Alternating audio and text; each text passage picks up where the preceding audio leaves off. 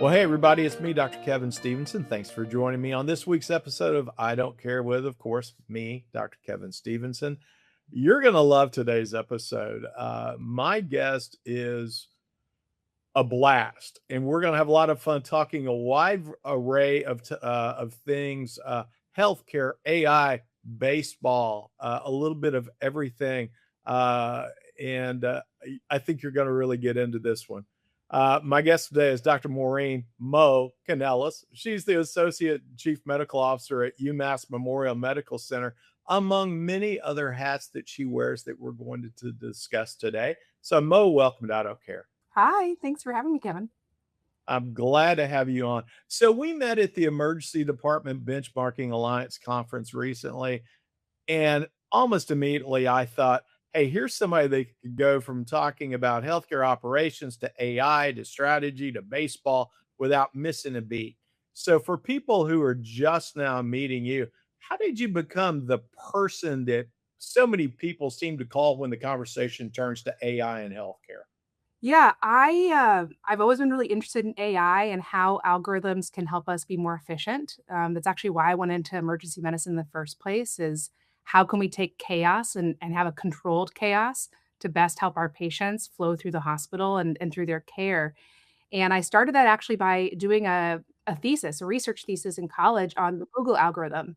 It was such an interesting topic for me, how they created Google and how it gave you the most efficient pathway through websites. And I said, I want to do emergency medicine to create similar algorithms. And so immediately after residency, when I finally had a little bit of time to myself, I said, let's get my MBA at MIT. They were gracious enough to allow me in. I met with a wonderful professor, Professor Parakis, who welcomed me into her space of machine learning and healthcare and operations. And we have just been going for the last 6 years now almost, working together in the AI space to create novel healthcare algorithms to improve patient flow. Very cool. So there are so many healthcare companies right now that claim they're AI enabled, which to me usually means that somebody added Chat GPT to a slide deck and raised venture capital. Uh, but from your perspective, what really impresses you when you see AI being used in emergency medicine or hospital operations? Yeah, you make a really good point there is that it kind of reminds me back when NIH used to put the word cancer into a grant, you'd get the money. Now you put AI into the grant, you get the money. But AI is what you tell your CEO you're doing. Machine learning is what you tell other people you're doing. And what you're really doing a lot of the times when they're AI enabled, it's data science. It's like a linear algorithm at best, right? And so what really impresses me is kind of when I sit down and talk, like when I talked with your team, them having that additional knowledge beyond that perfect slide deck they've practiced a bunch of times. When I can walk up to that person talking and say, tell me about this more granular part that really tells me you understand data in, data out, what an algorithm means. That's when I'm impressed because that's when it's like, okay, I see maybe you made it a little more layman's terms on the slide. You really get it. And so I think it really takes not just reading the slide deck, being impressed, but having that secondary conversation where you get to know them more and asking questions about AI that really impresses me if they can think on their feet and answer. Yeah. Hey, as a former hospital C-suite guy, we were hearing about AI a few years back, and we're really, really hesitant about getting into it because of security issues and all of that. But you were telling me in Nashville about a group that is really wrapping their arms around that. Talk a little bit about that group. Yeah, the group is called CHAI in short, but it's the Coalition for Health AI. They're doing kind of what the EDBA has been trying to do in the ED all along. The EDBA has been trying to create standards and creating apples to apples comparisons and giving people kind of a baseline of how they should look at operations data.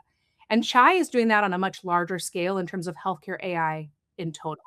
So they're helping create standards, mapping them from other well-known standards like IEEE, which is international engineering. They're mapping it from other government organizations and saying, here's how other groups standardize use of AI. Let's not reinvent the wheel. Let's take that regulation, that governance, and help hospitals understand. Because as you said, you guys were worried about not adding AI because of security. People aren't thinking about security, right? A lot of them still aren't.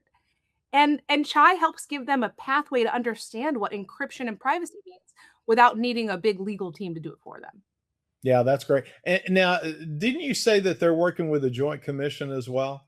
Yeah, the Joint Commission has a joint paper, like a white paper about what the regulations are and what responsible AI should look like. It's only 3 pages, really easy to read. Okay. But but it sounds like there might come a day that during a Joint Commission survey that any AI uh, linked process in the hospital will need that CHI certificate. You think that we're going to go to that?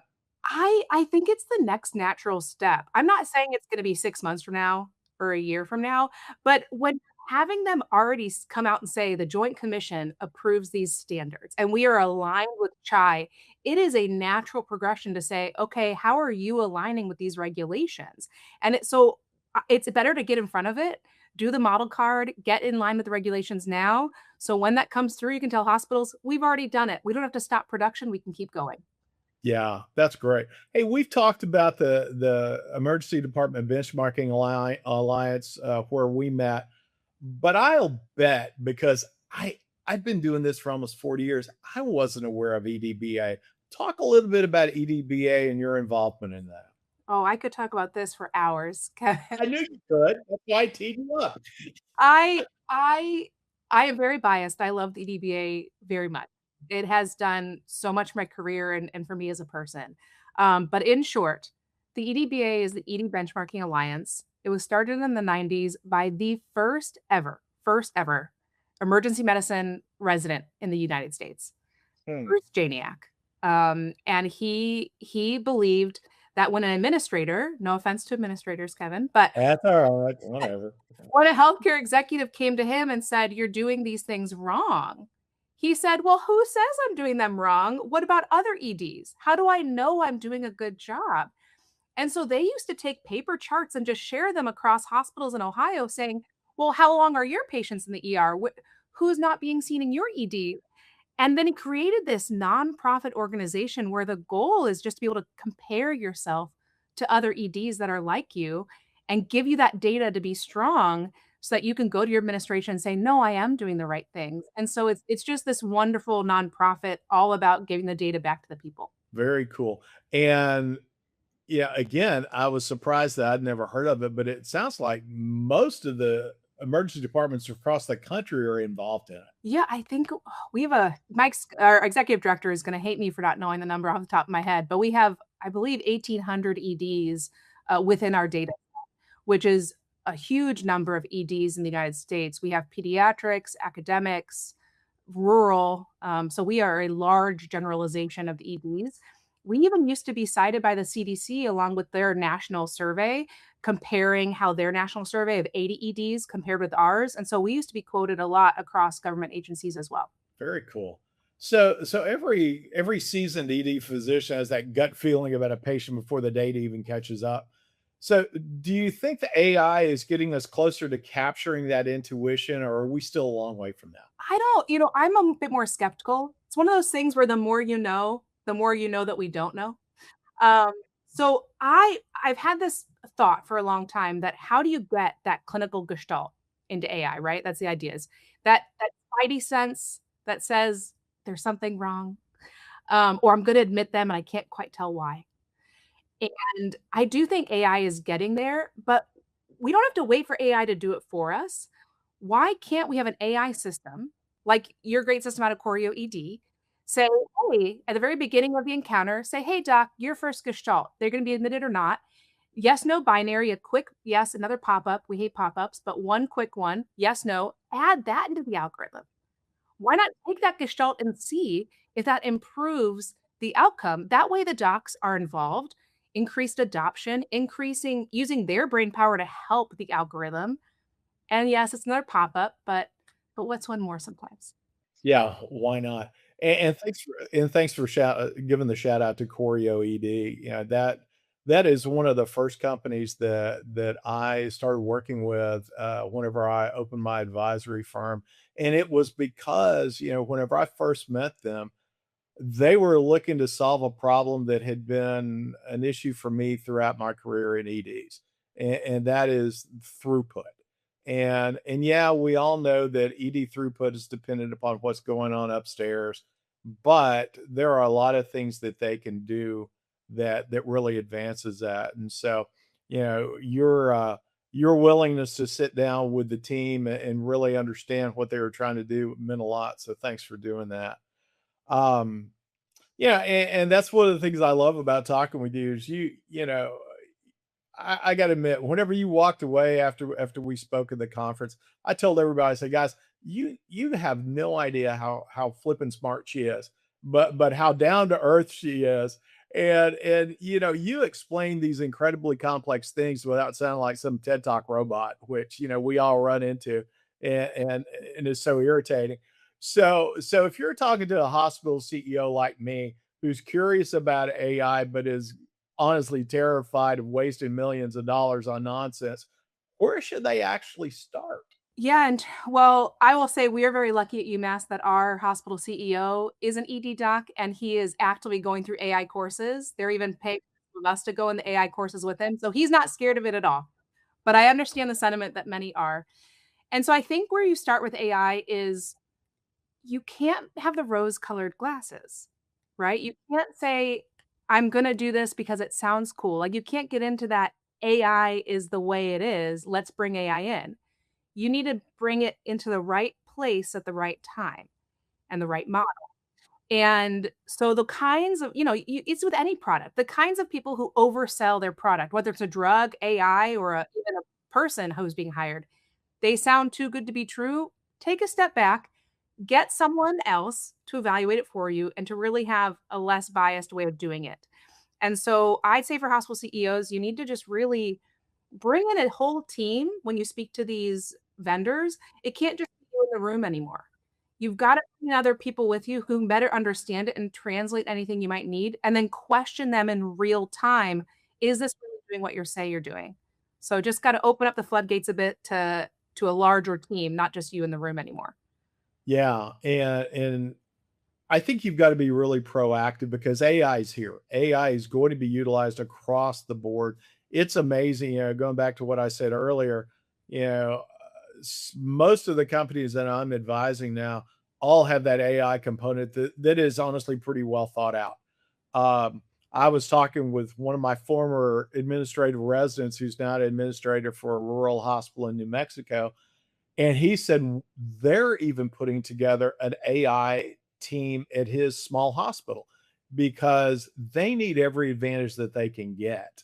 And, they're in a place where the workforce is incredibly limited. So they've got to be as efficient, as effective as possible. So they're looking at AI again throughout the house, whether it be in the ED or the back office or, even in their physician clinics with inbound and outbound calls. So they're looking at every aspect of that. And I found it to be really interesting that a 25 bed hospital in very, very rural New Mexico gets it and understands that we've got to step out on a limb and start trying to work through this because it's coming. Yeah, I totally agree. So we both love baseball. We found that out pretty early. Even though you're a Cardinals fan and I'm a Rangers fan, and you happen to bring up the World Series years ago that I've been trying to forget. Thank you for that. Um, but the best thing I found is that we share a common hatred for those cheating Astros. Uh, love that, and I said it specifically to many of my friends who are Astros fans. Uh, so let me ask this. That is one of the biggest reasons my husband and I are not moving to Houston. Even though he works for JSC out of NASA, we're not moving there. There you go. And that's smart because it's Astros country, and you don't want to be a part of that.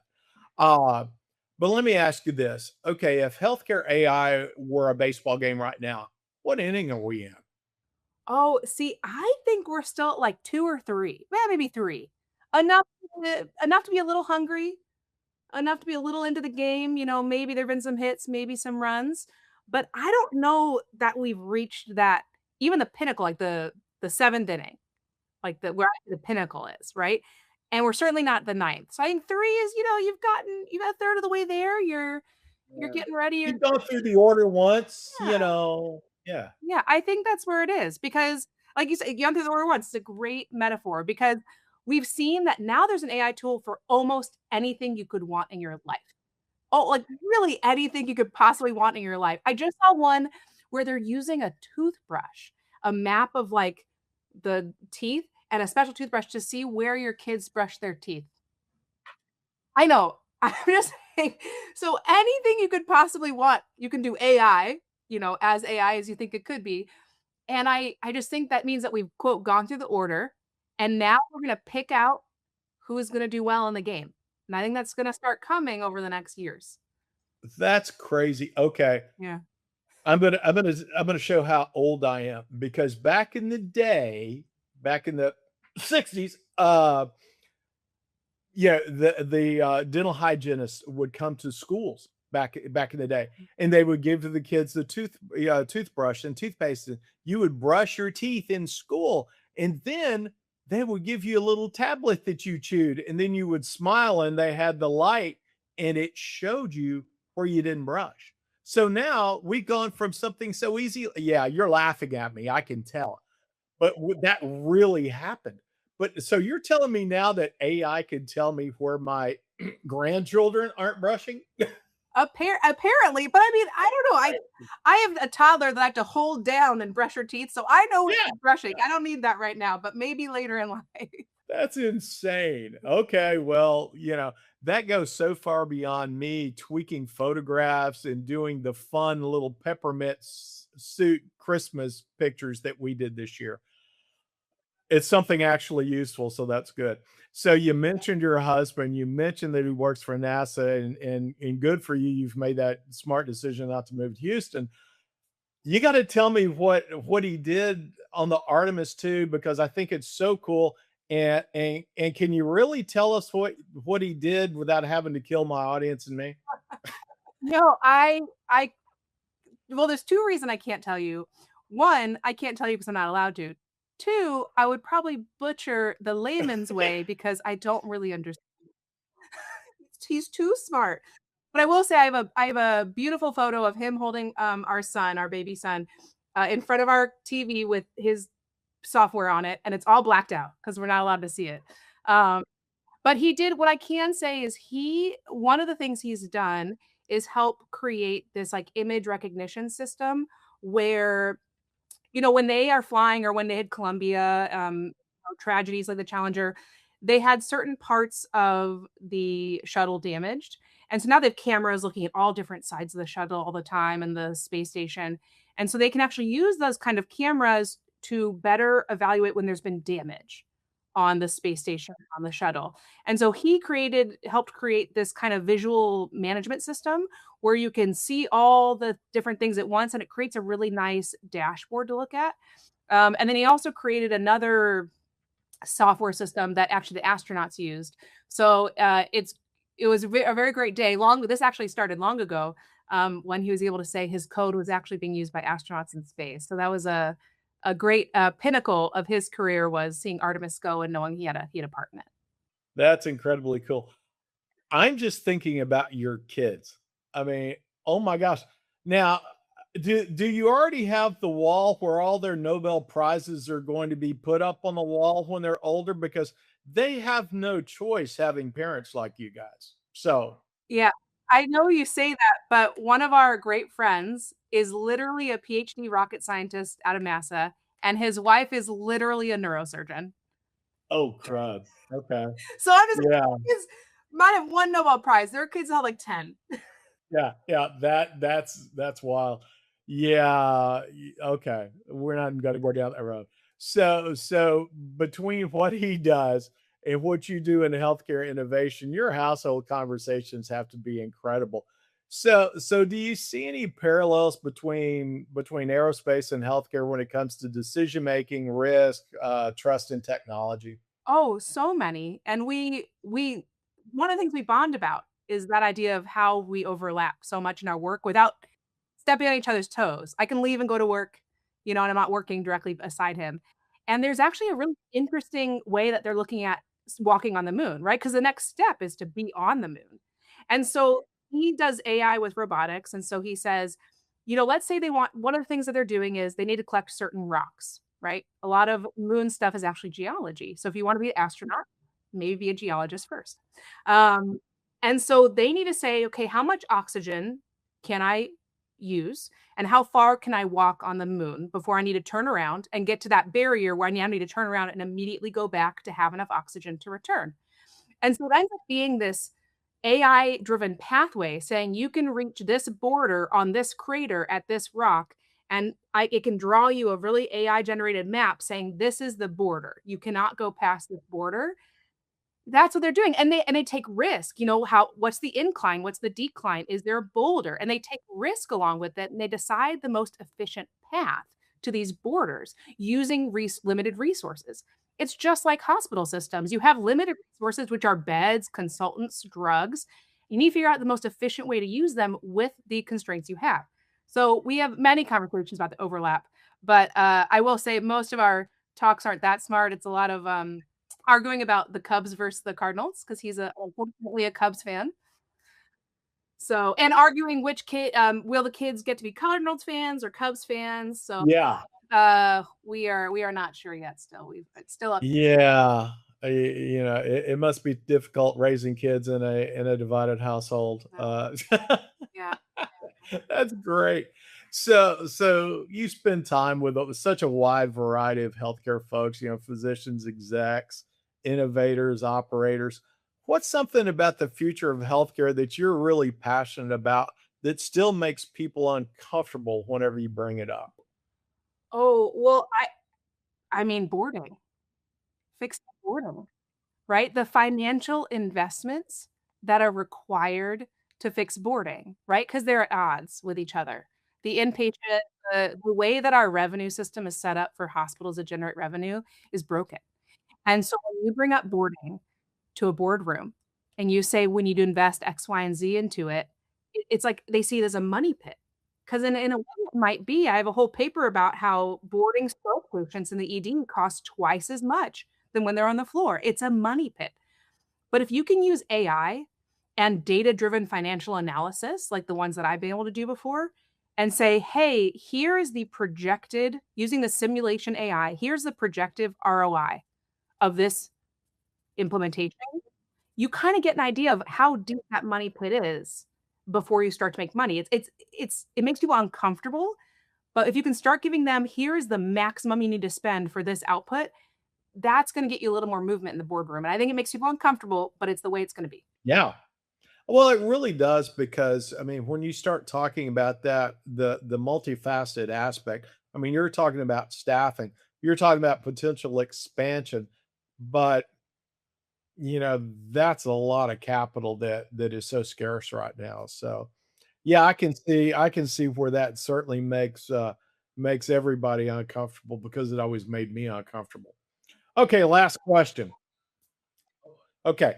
What's one healthcare buzzword or trend or leadership phase that needs to be permanently retired today? Oh, okay. All right. That's a good question. I think, well, other than like synergy, those kinds of terrible phrases that mean nothing, one of them that frustrates me and that I think needs to be removed unless you get like some FDA approval to use the word, it needs to be real time. So many of these AI tools say we can give you real time X or real time data, but a lot of them who aren't able to be ingrained into the EMR like Choreo ED has been able to are actually using data that updated at 9 a.m. earlier that day. And in the ED, I need things quicker, right? In a clinic visit where nothing's going to there's no new information coming in. So from the minute the patient walks in. This is ED patients who every minute there's a new update, new vitals, new labs. I need that real time to mean real time. And it's the same with what EDBA is trying to do. We have a whole definitions dictionary so that people use words correctly when they say length of stay, left before treatment complete, things like that. And if you're going to use real time, it needs to mean real time, but rarely does it. And I think it needs to be gone unless you have a certificate, maybe from Chai, saying, yes, it's real time. I've never thought about that, but you're so right. Okay, I've asked a whole ton of questions. What do you want to share with my audience before we sign off? Well, I think the biggest thing is you don't have to be an AI adopter, a lover of AI, and jump headfirst to be really good at AI for your hospital. You need to be, it's better to be critical and skeptical and bring something good in before you invest all that capital, all that time, because your time is valuable. Your hospital's time is valuable. Your doc's time is valuable. So be the skeptical front line before you bring it into your hospital. Your doctors, your nurses, your patients will thank you if you bring in the right tool at the right time, not just any tool. That that hits the nail on the head. You know, don't try to boil the ocean. Try to get those specific tools that are really going to make an impact quickly. So, Yeah. Mo, that brilliant.